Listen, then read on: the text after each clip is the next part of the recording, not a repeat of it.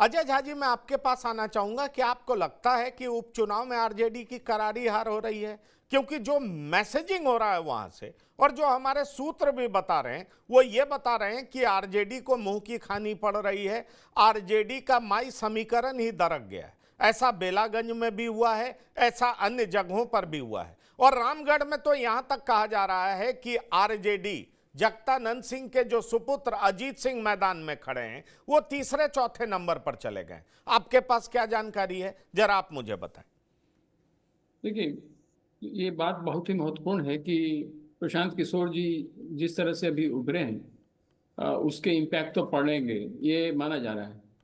परंतु मुझे अभी भी थोड़ा डाउट है।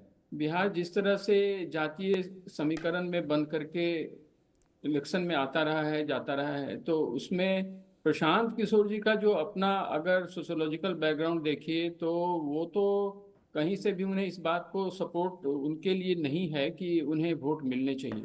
परंतु उन्होंने जिस तरह से पद यात्राएं की हैं और लोगों के बीच वो जिस तरह से पहुंचे हैं और जो बातों को जिन बातों को उन्होंने रखा है, अब मुझे तो लगता है कि इसका प्रभाव तो निश्चित तौर पर पड़ना चाहिए। पर इसमें अब भी मुझे डाउट है कि क्या सचमुच यादव या मुस्लिम इस बात को नहीं समझेंगे कि ये कुछ भले जीतेंगे तो नहीं लेकिन हरवा तो देंगे।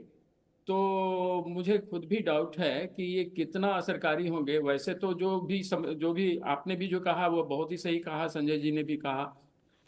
उसमें तो पूरा का पूरा मुझे यथार्थ दिखता है।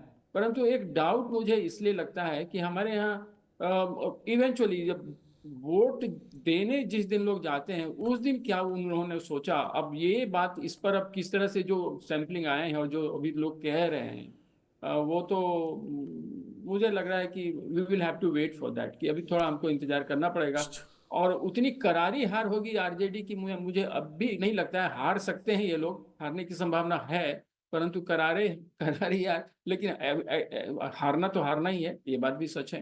परंतु मुझे डाउट है कि इतना कुछ होने वाला है कि प्रशांत किशोर सब कुछ उड़ा ले जाएंगे और नहीं, भले ही वो जीते। देखिए, मेरे पास यह जानकारी नहीं है कि प्रशांत किशोर सब कुछ उड़ा ले जाएंगे, लेकिन प्रशांत किशोर इस उपचुनाव में ज्यादा डैमेज आरजेडी की कर रहे हैं, मेरे पास यह जानकारी है। और आरजेडी को ज्यादा डैमेज पहुंचा रहे हैं, इस वजह से भी एनडीए को फायदा हो रहा है। देखिए, जो मेरे पास जानकारी, जी आप कुछ बोलना चाह रहे हैं अजय जी?